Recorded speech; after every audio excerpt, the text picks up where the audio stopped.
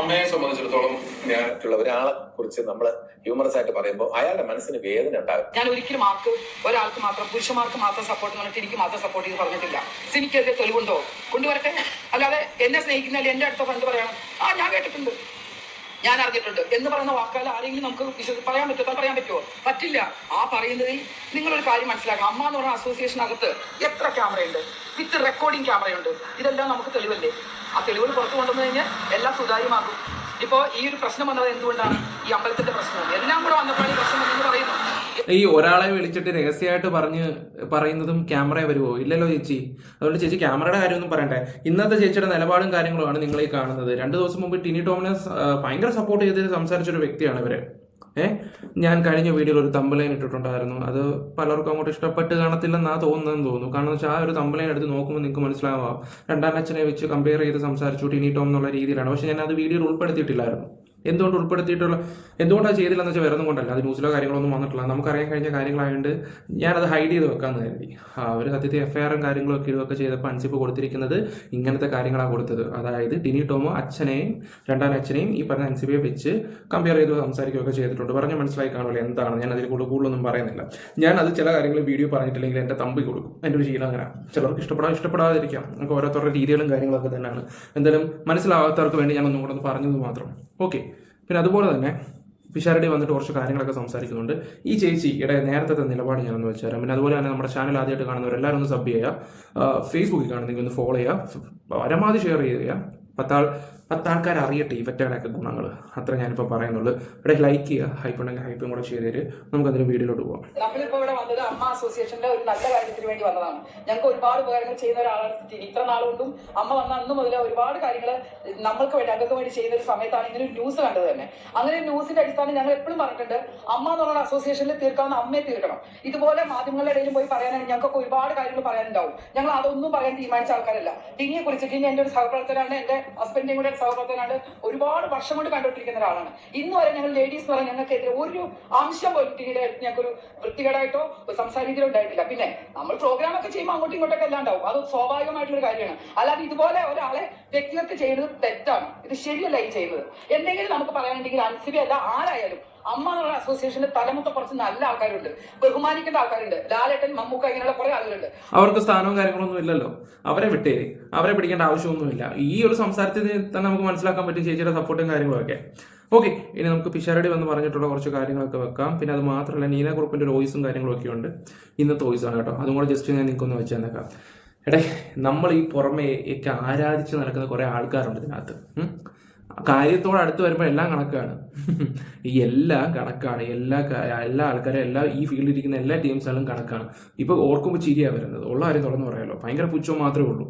എന്തായാലും പിഷാരടി ഇപ്പോൾ പോയി സിനിമ ഫീൽഡും കാര്യങ്ങളൊക്കെ വിട്ടിട്ട് ഇപ്പോൾ പുള്ളി രാഷ്ട്രീയത്തിലോട്ട് പോയത് നന്നായി. അല്ലെങ്കിൽ പിഷാരടിക്കും കൂടെ പണി കിട്ടിയാണ്. കാരണം അൻസിബയുടെ സ്ഥാനമാണ്, പിഷാരടിയുടെ സ്ഥാനമാണ് ഈ പറയുന്നത് അൻസിബ ഏറ്റെടുത്തത്. ഇപ്പോൾ ഫുൾ കോമഡി ആയിരിക്കുകയാണ്. അൻസിബ ഈ പറയുന്നത് നിങ്ങളൊന്ന് ആലോചിച്ച് നോക്കി. അച്ഛനെ വെച്ചൊക്കെ കമ്പയർ ചെയ്ത് പല ആൾക്കാരോട് പറയുക, കളിയാക്കുക, DNA കാര്യം പറയുക, അതൊക്കെ അത്ര നല്ല കാര്യമാണോ? ടിനി ടോമിന് ചിലപ്പോൾ തമാശയായിരിക്കാം.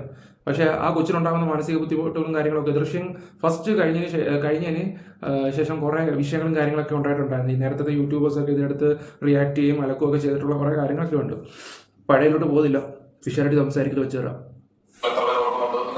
ഞാൻ വിജയിച്ച തെരഞ്ഞെടുപ്പിൽ ഞാൻ സംവരണത്തിന്റെ ആവശ്യകതയിലേക്ക്, കാരണം വിജയിക്കാതിരുന്നത് കൊണ്ട് വിജയിച്ച ഒരു സ്ത്രീയെ എത്തിക്കുന്നതിന് വേണ്ടി ഞാൻ മാറിക്കൊടുത്ത സീറ്റിലേക്കാണെന്ന് തോന്നുന്നു അൻസിബ അവിടെ പോസ്റ്റ് ചെയ്യപ്പെടുന്നത്.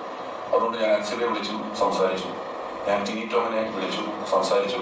ഞാൻ ശ്വേത മേനോനെ പ്രസിഡന്റിനെ എറണാകുളത്ത് വെച്ച് നേരിട്ട് കണ്ട് സംസാരിച്ച് എത്രയും പെട്ടെന്ന് അടിയന്തരമായി അവിടെ അതിനകത്ത് നിന്ന ആളുകളുടെ സഹായത്തോടെ അല്ലാതെ ഒരു ഇന്റേണൽ യോഗം വിളിച്ചു കൂട്ടി. ആ യോഗത്തിൽ ഏറ്റവും ഉചിതമായ നീതി, ഏറ്റവും കൃത്യമായ രീതി എന്താണ് അത് നടപ്പാക്കേണ്ടതായിട്ടുണ്ട് എന്ന് ഇവരും 3 പേരോടും ഞാൻ സംസാരിച്ചിട്ടുണ്ട്. അല്പം മുമ്പ് കൂടി ഇതിൽ ചിലരെ ഞാൻ വിളിക്കുകയും സംസാരിക്കുകയും ഒക്കെ ചെയ്തിട്ടുണ്ട്. അമ്മയുടെ തലപ്പത്തുള്ള ആളുകളോട് വളരെ അടിയന്തരമായി ഒരു യോഗം വിളിച്ചു കൂട്ടുകയും ഇതിനൊരു പരിഹാരം ഉണ്ടാക്കുകയും ചെയ്യണമെന്ന് ആവശ്യപ്പെട്ടിട്ടുണ്ട്. എല്ലാം പിരിച്ചുവിടണം എന്നുള്ള രീതിയിലാണ് ഓരോ വ്യക്തികൾ പറയുകയൊക്കെ ചെയ്യുന്നത്. പിന്നെ ഈ അമ്മ സംഘടന കൊണ്ട് ജീവിക്കുന്ന ഒരുപാട് ആൾക്കാരുണ്ട്. മാസം ഒരു ചെറിയൊരു തുക വെച്ച് മരുന്നിനും കാര്യങ്ങളൊക്കെ കൊടുക്കുന്നുണ്ട് അവർ. അത് നല്ലൊരു കാര്യങ്ങൾ തന്നെ. പിന്നെ ഈ അമ്മയെ തന്നെ കയറുന്നതിനെ കണ്ട് 5 ലക്ഷം രൂപ കണ്ട് അടയ്ക്കണമെന്നൊക്കെയാണ് പറയുകയൊക്കെ ചെയ്യുന്നത്. പിന്നെ അത് മാത്രമല്ല, പണ്ട് ഈ മുകേഷ് സിദ്ദിഖൊക്കെ ഒപ്പിച്ച് വെച്ച് കൂട്ടിയ കുറേ കാര്യങ്ങളൊക്കെ ഞാൻ പറയാതെ തന്നെ നിങ്ങൾക്ക് അറിയില്ല. ഹേമ കമ്മിറ്റിയൊക്കെ എന്തൊക്കെ കഥകളായിരുന്നു, ഏതൊക്കെ രീതിയിലാണ് പോയിക്കൊണ്ടിരുന്നതൊക്കെ എല്ലാം ഒന്ന് തീർന്നു വന്നപ്പോഴത്തേക്ക് ദേ കിടക്കുന്നു. കഷ്ടം. ഇനിയിപ്പോൾ ലീന കുറുപ്പിന് പറയാനുള്ളത് നമുക്കൊന്ന് കേൾക്കാം. നമ്മളൊരു ഈസി മീറ്റിംഗിന് ശേഷം അൻസിബ പെട്ടെന്ന് പോകേണ്ടി വന്നു. ബിക്കോസ് നോമ്പിന്റെ സമയമായിരുന്നു. ഇനി വളരെ മോശമായിട്ട് അൻസിബയെ അച്ചുവെച്ച് സംസാരിച്ചു. ഇങ്ങനെ DNA ശരിയല്ല. അത് കേട്ടവർ ഒരുപാട് പേരുണ്ടായിരുന്നു. ഞാൻ അപ്പൊ തന്നെ ടിനി ടോമിനോട് പറഞ്ഞു, ഇനി ഞാൻ ഇത് അൻസിബയെ വിളിച്ച് പറയാൻ പോവാ. ടിനിയുടെ മുന്നിൽ നിന്നിട്ട് തന്നെയാണ്, അല്ലെങ്കിൽ ടിനിയെ കാണുന്നുണ്ട് തന്നെ ഞാൻ നിൽക്കുന്ന സ്ഥലം, അവിടെ നിന്നിട്ടാണ് ഞാൻ അൻസിബയെ ഫോൺ ചെയ്യുന്നത്. അത് ഒരു പ്രാവശ്യമല്ല, DNA ശരിയല്ല 3-4 പ്രാവശ്യം റിപ്പീറ്റ് ചെയ്തപ്പോഴാണ് ഞാൻ ഈ കോൾ ചെയ്യുന്നത്. ഇപ്പൊ അൻസിബ ഇത് എവിടെ വെച്ച് അൻസിബ ഇത് പറഞ്ഞാലും ആര് കേട്ടു എന്ന് ചോദിച്ചാല് ഞാൻ പറയും ഞാൻ കേട്ടു എന്ന്. പിന്നീട് ഈ വകയുള്ള അറ്റാക്കും അഗ്രസീവ് ആറ്റിറ്റ്യൂഡ് ടുവേർഡ്സ് ലേഡീസ്, പ്രത്യേകിച്ച് എന്നോട് അൻസിബയോട്. അതാണ് അൻസിബ പറഞ്ഞത്. പല ആൾക്കാരോടും വിളിച്ചിട്ട് പറഞ്ഞിട്ടുണ്ട് DNA ശരിയല്ല, അങ്ങനത്തെ ശരിയല്ല, മറ്റേത് ശരിയല്ല, മറിച്ചത് ശരിയല്ല എന്നൊക്കെ കിടന്ന് സംസാരിക്കുകയൊക്കെ ചെയ്യല്ലോ. അപ്പം DNA ശരിയല്ലെന്ന് പറയുമ്പോൾ ഈ പറയുന്ന ഫാദറിനെയൊക്കെ വെച്ച് കമ്പയർ ചെയ്തതും എല്ലാം കൂടെ ചിലപ്പോൾ കണക്റ്റഡ് ആയി കാണുമായിരിക്കും. ചിലപ്പോൾ വേറെ കുറേ കാര്യങ്ങൾ ഉണ്ടായി കാണാം. എല്ലാ കാര്യങ്ങളൊന്നും ആ കൊച്ചു പേര് സഹിതം പറഞ്ഞിട്ടൊന്നും ചെയ്യുന്നില്ല. അൻസിബ എന്തായാലും ബുദ്ധിപൂർവ്വമാണ് കാര്യങ്ങൾ പോവുക ചെയ്യുന്നത്. ടുവേർഡ്സ് നമ്മുടെ ജനറൽ സെക്രട്ടറി കുക്ക് പരമേശ്വരനോടും അതേ അഗ്രസീവ് നേച്ചർ കാണിക്കുന്നത് ഞാൻ കണ്ടിട്ടുണ്ട്. അത് അന്നത്തെ ദിവസം അങ്ങനത്തെ വാക്ക് പറഞ്ഞിട്ടില്ല. അത് മറ്റൊരു ദിവസം ഒരു കോൺവെർസേഷൻ അവിടെ നടക്കുന്നുണ്ടായിരുന്നു 3-4 പേരായിട്ട്. ആ റൂമിലേക്ക് ഞാൻ കയറി ചെല്ലുന്നു. അപ്പോൾ ഇവരുടെ സംസാരമാണ് ഈ വർത്തമാനം. ടിനിയും ലക്ഷ്മിപ്രിയും ഒരേ നേച്ചറിൽ ഇതുപോലെ പലരോടും സംസാരിക്കാറുണ്ട്. ആരും അവരെ സ്റ്റോപ്പ് ചെയ്തിട്ടില്ല. അതുകൊണ്ടാണ് ഇത് കൺട്രോൾ ചെയ്തത്. അങ്ങനെ പ്രശ്നം ഉണ്ടാക്കുന്ന ആൾക്കാരെ മാറ്റി നിർത്തണം. അതിനുള്ള ചങ്കൂറ്റം ഉണ്ടാവണം. ഒറ്റൊരു ബഹുമാനമുള്ളത് പ്രസിഡന്റിന്റെ അടുത്താണ്. ഈ ഒരു ടീമിനെ ലക്ഷ്മിപ്രിയയുടെ സംസാരവും കാര്യങ്ങളും എല്ലാവരും നിങ്ങൾ കണ്ടു കാണുമല്ലോ. എനിക്ക് തോന്നുന്നു ലക്ഷ്മിപ്രിയക്ക് കൂടുതലും സപ്പോർട്ട് കിട്ടിയത് ബിഗ് ബോസ് സമയത്തായിരുന്നു. നമ്മുടെ റോബിന്റെ കൂടെ കട്ടയ്ക്ക് നിന്നിട്ടുണ്ടായിരുന്നു. അതിപ്പോൾ മനസ്സിലായി. അത്യാവശ്യം ഓളമൊക്കെ ഉള്ള ഒരു ചെറുക്കനാണ്. ചിലപ്പോൾ പുറത്ത് നല്ല ഫാൻസ് ഉണ്ടെന്നൊക്കെ വിചാരിച്ചിട്ടായിരിക്കും ചിലപ്പോൾ അവർ സപ്പോർട്ട് ചെയ്തത്. എനിക്ക് അങ്ങനെയൊക്കെ ഫീൽ ചെയ്യുന്നുണ്ട് ഇപ്പം. കാരണം എന്ന് വെച്ചാൽ അതുപോലെ ബിഗ് ബോസിന്റെ കഥ പറഞ്ഞിട്ട് വെറുതെ എന്തിനുള്ള സമയം കളയുന്നത്, അത് വിട്. കാരണം ഒരു സ്റ്റാൻഡ് ഇല്ലാത്തൊരു സ്ത്രീയാണ്. പലവട്ടം അവർ തോന്നിയൊരു കാര്യമാണ് ഞാൻ ഈ പറയുക ചെയ്തത്.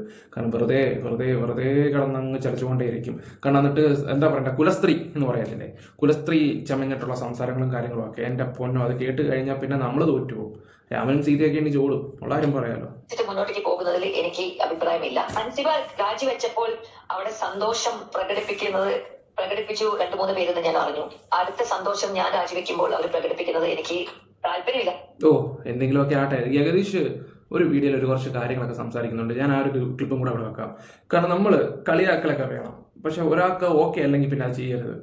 പ്രത്യേകിച്ച് ഈ ടിനി ടോമിലെ ചില സംസാര രീതികൾ നമുക്കൊന്നും അക്സെപ്റ്റ് ചെയ്യാൻ പറ്റത്തില്ല. അത് ഈ അടുത്ത സമയത്ത് വീഡിയോ കാണുമ്പോഴൊക്കെ അറിയാം. ഞാൻ എന്തായാലും ഒരു വീഡിയോ വെച്ച് തരാം. മറ്റുള്ള ഒരാളെ കുറിച്ച് നമ്മൾ ഹ്യൂമറസ് ആയിട്ട് പറയുമ്പോൾ അയാളുടെ മനസ്സിന് വേദന ഉണ്ടാകും എങ്കിൽ അത് നല്ല ഹ്യൂമർ അല്ല. എന്തെങ്കിലും ബോഡി ഷേമിങ് ആയിക്കോട്ടെ, എന്തും ആയിക്കോട്ടെ, അത് ക്രൂരതയാണ്. അതൊരിക്കലും സാഡിസമാണ്. നേരെ മറിച്ച് അയാൾക്ക് കൂടെ ആസ്വദിക്കാൻ പറ്റണം.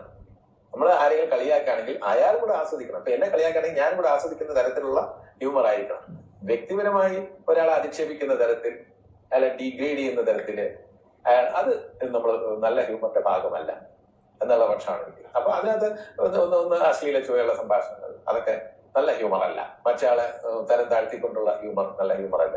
അയാളുടെ രൂപത്തെ കളിയാക്കിക്കൊണ്ടുള്ള, അയാളുടെ പേഴ്സണൽ ബാക്ക്ഗ്രൗണ്ടിനെ കളിയാക്കിയിട്ട്, വീട്ടുകാരെ കളിയാക്കിക്കൊണ്ടുള്ള ഹ്യൂമർ, അതൊന്നും നല്ല ഹ്യൂമറിന്റെ പട്ടികയിൽപ്പെടുത്താൻ പറ്റില്ല. അദ്ദേഹത്തിന്റെ വാക്കുകളൊക്കെ കേട്ടില്ലേ. ജഗദീഷിന് 10-71-72 വയസ്സുണ്ട്. സീനിയറാണ് ഇവരെ എല്ലാവരെയും കാണിലും. അത്യാവശ്യം നല്ല മെച്ചൂർഡാണ് അദ്ദേഹം. പിന്നെ അതുപോലെ തന്നെ നല്ല എഡ്യൂക്കേറ്റഡുമാണ്. ഇവരെ പോലുള്ള നല്ല ആൾക്കാരൊക്കെ ഉണ്ടായിട്ടൊക്കെ ഇവനെ പോലുള്ളവന്മാരൊക്കെ എടുത്തിട്ട് എന്തിനാണോ ഇതൊക്കെ ഏൽപ്പിക്കുന്നതെന്നാണ് ഞാൻ ആലോചിച്ച് പോകുന്നത്. ഓക്കെ, എന്തായാലും അൻസിബയ്ക്ക് നീതി കിട്ടണം. അച്ഛനെയൊക്കെ വെച്ച് കമ്പയർ ചെയ്ത് സംസാരിക്കുകയാണെങ്കിൽ പരനാറിയൊന്നും വെറുതെ വിടരുത്. അവൻ്റെ മോനെയൊക്കെ പോയി ആദ്യം നന്നാക്കാൻ നോക്കട്ടെ. Okay, bye guys. വീഡിയോസ് ഇഷ്ടപ്പെട്ടാൽ ലൈക്ക് ഷെയർ സബ്സ്ക്രൈബ് ചെയ്യുക. Bye, love you all.